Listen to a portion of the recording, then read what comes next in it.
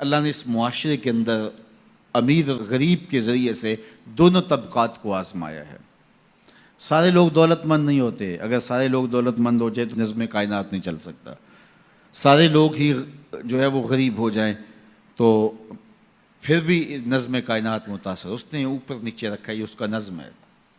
تو یہ آزمائش ہے عمراء کی، ان کو دولت دے کے آزمایا، اور غریبوں کی آزمائش ہے کہ ان کو جو ہے وہ نیچے رکھ کر کے مالی آسودگیاں وہ نہیں دی جو عمراء کو دیں، اور وہ اپنی آنکھوں کے سامنے وہ آسودگیاں دیکھتے ہیں۔ لیکن جب وہ صبر کرتے ہیں اللہ کی رضا کے لیے تو ان کا صلہ رکھا گیا۔ اگر وہ بے صبری کا مظاہرہ کریں گے تو کر پھر بھی کچھ نہیں سکتے، لیکن پھر اجر نہیں ہے۔ لیکن اگر وہ صبر کر لیتے ہیں کہ یہ اللہ کی تقسیم ہے کہ ان کو زیادہ دیا۔ عمومی طور پہ یہ ہوتا ہے کہ جن کے پاس زیادہ نہیں ہے وہ زیادہ دیے گئے لوگوں کے ساتھ حسد میں مبتلا ہو کر کے اپنی زندگی کو خام خواہ کی اذیت میں مبتلا کر لیتے ہیں۔ ایک مالی کمی اور جو ہے وہ ایک ضعف ان کے پاس موجود ہے، اور دوسری یہ بیماری اپنے ساتھ خود جوڑ لیتے ہیں، تو گویا وہ دو آتشہ تکلیف ہو جاتی ہے ان کی۔ تو وہ ایک مالی ضعف میں مبتلا ہیں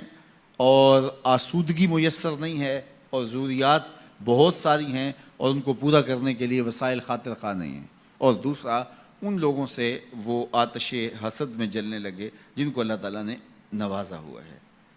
تو وہ اجر سے بھی محروم ہو گئے اور دوہری مصیبت میں مبتلا ہو گئے۔ لیکن اگر وہ سمجھتے ہیں ان کا مقسوم ان کے ساتھ اور میرا مقسوم میرے ساتھ،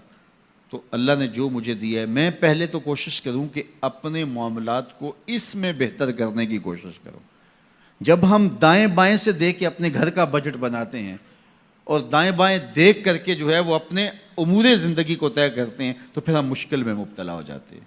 اور یہ کرنے والا کوئی شخص بھی چاہے وہ کروڑ پتی ہو وہ سوکھا نہیں رہ سکتا، کیونکہ وہ اپنے آگے لوگوں کو دیکھے گا۔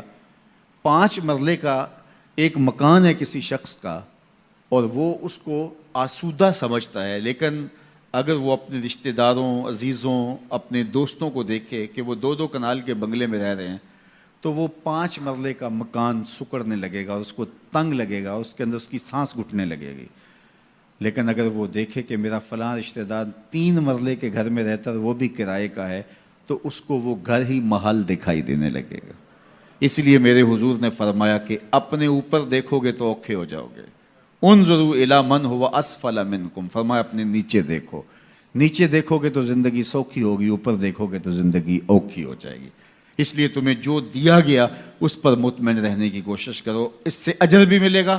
اور پھر اپنی چادر کو دیکھ کے ٹانگیں پھیلاؤ گے تو آسودہ رہو گے۔ اللہ اکبر۔ سنو سیدنا علی المرتضیٰ رضی اللہ تعالیٰ عنہ حضور کا ایک فرمان ذکر کرتے ہیں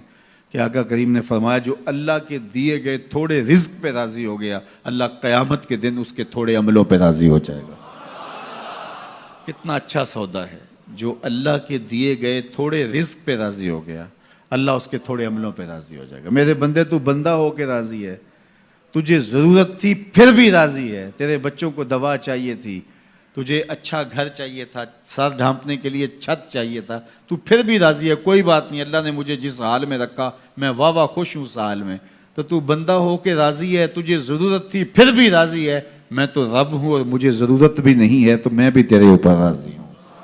تو اللہ پر راضی ہونے کا جو فن سیکھ جاتے ہیں وہ زندگی گزارنے کا فن سیکھ جاتے ہیں۔ تو خواہ اپنے آپ کو مشقت میں ڈالنے کی بجائے